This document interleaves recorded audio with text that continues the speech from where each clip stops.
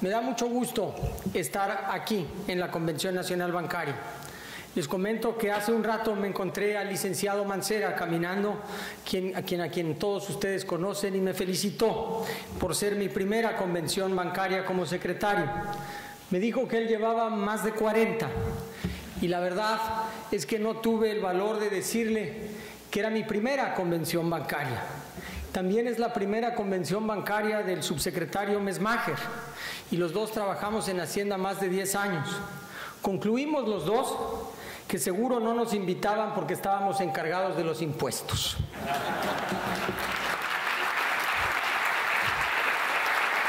Pero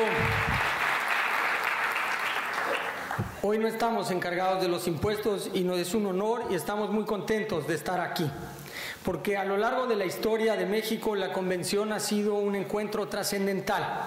En la primera convención bancaria en 1924 se instauró la Comisión Nacional Bancaria y a lo largo de la historia en este foro se han intercambiado puntos de vista sobre crisis, logros, reformas, retos de la más alta relevancia del país.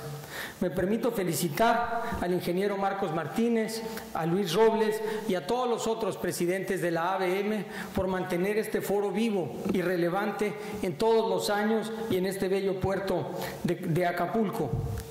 Es inevitable, al final de un sexenio, hacer una reflexión sobre el trabajo realizado, los logros alcanzados y los retos por venir. Permítanme entrar en materia. En los últimos años, México enfrentó un entorno económico adverso. Los economistas nos referimos a esto como que enfrentamos vientos en contra. El primer viento en contra fue la caída del precio y de la plataforma petrolera. El segundo, la debilidad del sector industrial en Estados Unidos. El tercero, la volatilidad de los mercados financieros internacionales. Estos choques no fueron menores. Lo que podemos ver en la lámina es que en los 80s la caída del precio del petróleo y la producción industrial llevó al país a la crisis de deuda de los 80s. A principios de los años 2000, las caídas en el precio del petróleo y de la producción industrial causaron una recesión. La crisis del 2008 y el 2009 tumbó el precio del petróleo a cerca de la mitad y la producción industrial a cerca de 15 puntos porcentuales. El PIB de México se contrajo casi 9%. Lo que es extraordinario de esta historia es que durante el 2014 enfrentamos choques de similar magnitud. El precio del petróleo se cayó 71%, la actividad industrial se cayó 1.9% y sin embargo la economía mexicana creció y creció bien. Y más importante, el empleo formal creció a una velocidad récord de 7%. ¿A qué se debió esto? ¿Qué fue lo que pasó y qué es lo que es diferente? Se debió a que durante los últimos años México tomó decisiones difíciles, quizás no siempre decisiones populares, pero sin duda necesarias. Los cimientos de esto fueron políticas fiscales prudentes y conservadoras. No ha habido ningún país en la historia que haya podido desarrollarse y crecer sin finanzas públicas sanas. Parados en el 2013, lo que vemos ahí es que México y los países grandes del G20 y de América Latina se comprometieron a tener un superávit primario para el 2016-17. Parados hoy en el 2018, lo que vemos es que México sí cumplió y llevamos 2 años con un superávit primario. Los países grandes del G20 y de América Latina siguen teniendo déficits. De la misma manera y como espejo, en México es el único país en donde la trayectoria de la deuda es descendiente y de manera sostenible. En los países grandes del G20 la deuda sigue creciendo y en América Latina también. La otra parte de la historia, por supuesto, son las reformas estructurales impulsadas con gran altura de miras por el presidente de la República. Justamente el año pasado, el secretario Meade dijo, y cito, En futuras convenciones bancarias, un secretario de Hacienda que haga un recuento de lo que ha avanzado habrá de reconocer que las reformas estructurales aprobadas en la primera mitad de este gobierno representaron una profunda transformación y sentaron las bases para el desarrollo en años por venir.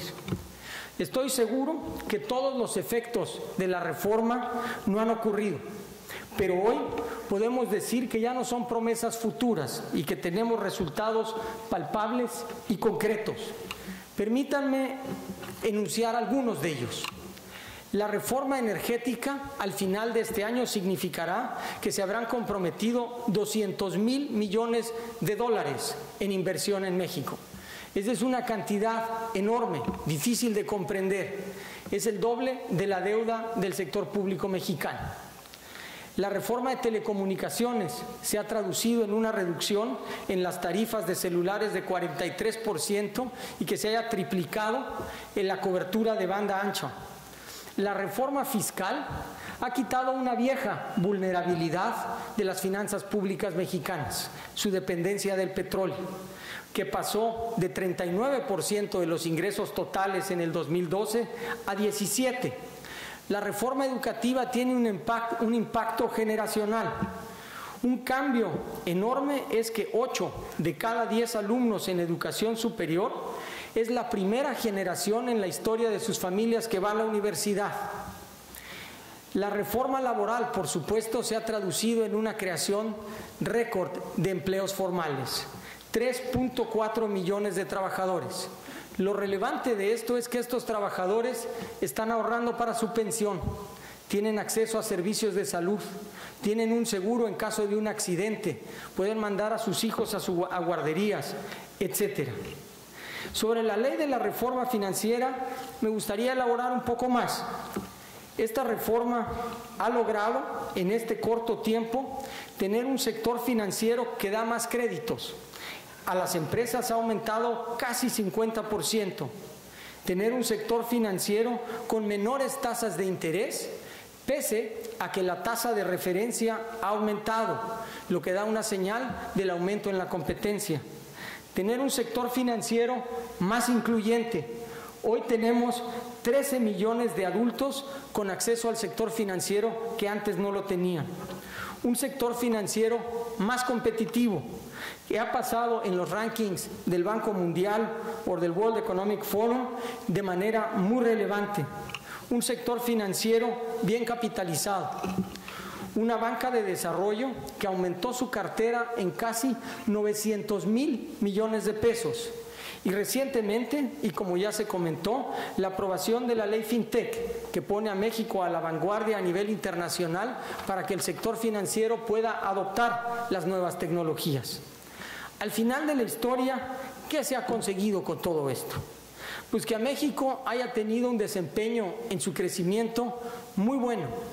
Hemos crecido más que países que típicamente, cuando nos comparaban, crecían más que Brasil, más que Rusia, más que Argentina, más que Chile, más que Colombia.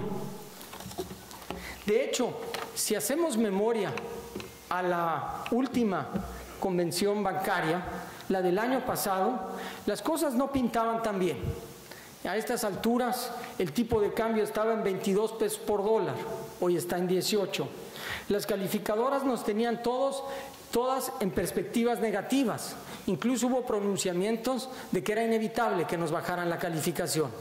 Hoy todas las calificadoras nos tienen en perspectivas estables, menos una, y una ya ratificó el Estado. La inflación mensual, como ya lo comentó el gobernador del Banco de México, va cayendo. Y las perspectivas de crecimiento el año pasado a estas alturas eran de 1.5, hoy son de 2.2. Al final del día, el 2017 fue un buen año para México. Hoy incluso parece fácil. Sin embargo, durante ese año se tomaron decisiones bien difíciles que hoy nos permiten tener una perspectiva mucho mejor para el año 2018. A tal grado que hoy contamos con cifras récord en inversión extranjera directa. con cifras récord en reservas internacionales, con más de 264,000 millones de dólares, con cifras récord en el Fondo de Estabilización, con 232,000 millones de pesos, equivalentes a cerca de 1 punto del PIB, y un sistema financiero, como ya se comentó, con cifras récord en el tamaño en relación a su economía. Sin embargo, en la Secretaría de Hacienda, nuestro trabajo es preocuparnos y ocuparnos de lo que pueda venir. Las incertidumbres para el 2018 están bien identificadas y las hemos comentado desde que llegamos. El proceso electoral, que en México, como en todo el mundo, trae incertidumbre. La razón es obvia, no se sabe el resultado. La renegociación del Tratado de Libre Comercio, en donde hoy, comparado con el año pasado, tenemos un proceso, tenemos un diálogo. Llevan 7 rondas de negociación y 6 capítulos cerrados. No sabemos en dónde vamos a terminar, pero en este trabajo y en el lenguaje político y diplomático, mientras exista un proceso y exista un diálogo, esto va avanzando. En menor grado, la reforma fiscal, en donde se analizan las opciones para que sin aumentar la deuda podamos mejorar nuestra competitividad. Señor presidente, señoras y señores, no hay duda, la economía mexicana está bien preparada para el 2018 porque México ha hecho su tarea en materia económica y financiera los últimos años. Sin embargo, esto no ha sido gratis. Las políticas fiscales y monetarias prudentes y conservadoras han implicado sacrificios y esfuerzos por parte de todos, pero a la vez le han dado al país una base macroeconómica sólida. Los resultados de las reformas estructurales hoy son palpables. Las fuentes de crecimiento de la economía se diversifican día con día y permiten un crecimiento más balanceado que nos permite enfrentar los retos de la revolución tecnológica. Pero no debemos dejar nada por sentado ni bajar la guardia. Nuestro pasado y las experiencias internacionales nos demuestran que los desequilibrios financieros pueden llegar de manera repentina y con gran rapidez, y que la confianza que ha costado tanto trabajo construir se puede perder rápidamente. Hay que mantener el rumbo, hay que mantener la disciplina fiscal, financiera y monetaria. Hay que continuar con la implementación de las reformas estructurales y embarcar en nuevas que le den a México nuevos horizontes de crecimiento. Por ello, le agradezco a la ABM la colaboración que siempre ha tenido y los invito a seguir trabajando juntos para el desarrollo del sector financiero y del país. Muchas gracias.